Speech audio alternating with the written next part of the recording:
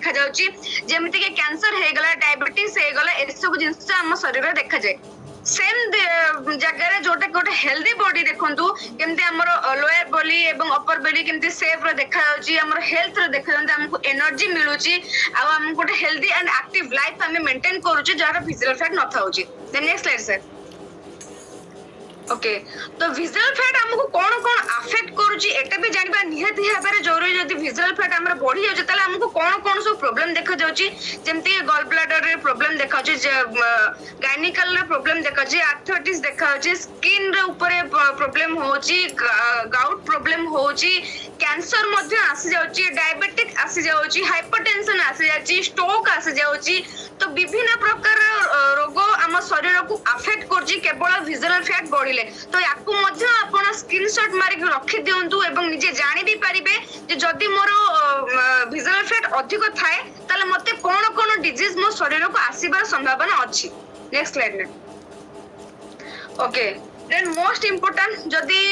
high level of हमर visual fat बढ़ी जाउची तले हमर शरीर रे कोन कोन देखा जोटे कि कॉमन वर्तमान चालीची जेमति कि हार्ट डिजीज देखा जाउची cancer stroke diabetic depression arthritis obesity तो वर्तमान नेक्स्ट लेवल चालीची एवं स्लीप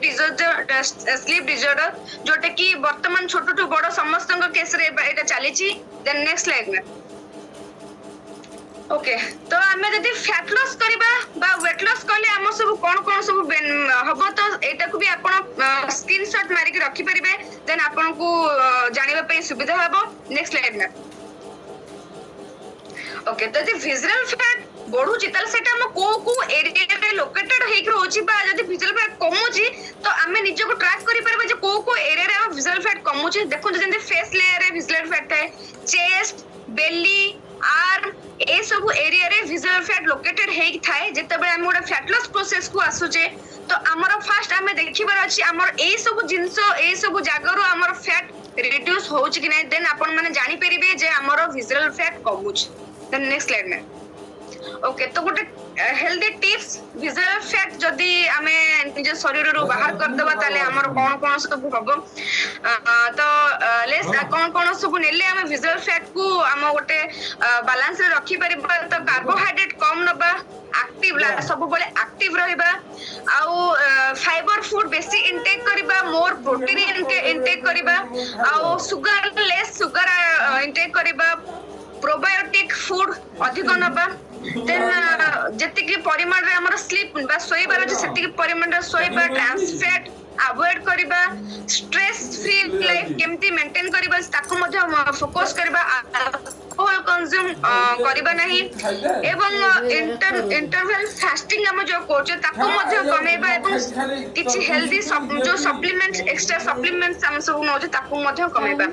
देन एथि पे कोन करबा पड़िबो ना हम लाइफस्टाइल को चेंज करे पड़ो ऑब्वियसली एंड ता पेगा सब मेन इंपोर्टेंट हमर मील प्लान बा हमर प्लेट जोटा कि सबटू मोस्ट इम्पोर्टेंट ताको मध्ये परिवर्तन करबा को पड़िबो जोथिरे कि 40% कार्बोहाइड्रेट 25% फाइबर ता सत वाटर भी रखे पड़िबो 30% protein complete rest 30% fat omega 3 आउ हमर एक्सरसाइज 20% तो याकू सब मिसेले हमर गोटे मील प्लान बा मील प्लेट हमर रेडी हेते याकू नै हम लाइफस्टाइल को चेंज करले हम ए सब जिंस रे मुक्त हेबे तो वर्तमान हमर हमर समस्तंकर फेवरेट अमेजिंग समस्तंकर मुहर जे देखले खुशी पळे आसे हम मदर फूड मां का खाना तो फार्मूला 1 न्यूट्रिशन जोटा कि हमर मील रिप्लेसमेंट तो नेक्स्ट स्लाइड जोटा कि 9 टाइप ऑफ फ्लेवर रे आसुची अमेजिंग सा फ्लेवर देन हमर आसला पर्सनलाइज प्रोटीन पाउडर जोटा कि हाईली ब्लेंड थे प्रोटीन एवं